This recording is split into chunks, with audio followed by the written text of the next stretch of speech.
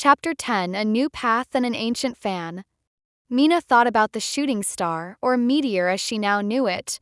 Its fleeting brilliance, its brief, magnificent existence, had ignited something profound within her. The lesson was clear. Burn brightly, even if only for a moment. She thought about the real magic she had felt, the vastness of the universe, the warmth from her powerful dream, and the connection to something bigger than herself, her own heritage. She knew then, with a clear and strong sense of purpose, what she had to do. She decided to enter the school talent show. "I will do real magic," she told herself with a newfound determination that settled deep in her heart. "No fake tricks, just me, my hands, and genuine skill. I will make my passion undeniable." With this resolve, Mina started to practice more often. She became incredibly disciplined, finishing her homework and chores early so she could focus with undivided attention and care on her craft.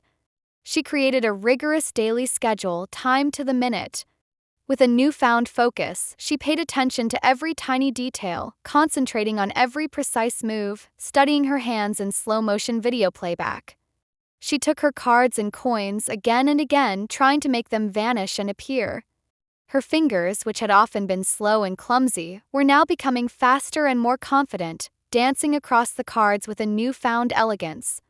She still made mistakes, of course, everyone did. The cards scattered across the floor like startled bugs, but she kept trying over and over, hours passing by unnoticed as she lost herself in the practice. She wanted to be better than good. She wanted to be perfectly smooth, to master the art of illusion with grace and precision. One afternoon, while tidying her parents' desk, a task she often did to earn extra time for practice, Mina noticed a beautiful old photo tucked beneath a stack of utility bills. She had seen it many times before, a cherished picture of her parents smiling brightly on an overseas trip, but this time something else caught her eye. In her mother's hand, folded neatly, was a magnificent fan. It had bright, vibrant colors and a delicate bird painted on its surface, its wings poised for flight. Mina had never really paid attention to the folded fan in her mother's hand before, seeing it just as a background detail. Now it seemed to call to her, a tangible whisper from her past. "What is this?"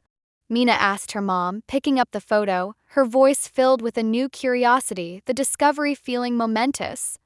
Her mom, who was nearby organizing laundry, looked at the photo and then at Mina, her eyes crinkling at the corners in a warm smile, a look of tender nostalgia. "Oh, that fan," she explained softly, walking over and placing a gentle hand on Mina's shoulder. "That is from Korea, Mina. It is a very special fan." Her voice grew a little softer, almost a whisper, as she pointed to the vibrant patterns on the silk. "Your dad and I bought it when we went to Seoul, South Korea, to bring you home to America. We actually used it to cool ourselves down in the hot weather there, running around filling out paperwork and trying to see the sights." She paused, her eyes glazing over with the depth of the memory. "But it became even more special because it was with us on the happiest day of our lives, the day we first saw you. We used it to fan you in the summer too, trying to keep you cool." Her eyes welled up slightly with emotion. "You were just a tiny baby and you looked up at us with those bright eyes and it was true magic, Mina. The happiest moment of my life was the first time I saw you. It felt like the entire world had finally become complete." Mina listened, a strange warmth spreading through her chest, deeper than anything she had ever felt from a successful trick. The fan wasn't just a souvenir. It was a physical piece of her origin story, a witness to her adoption.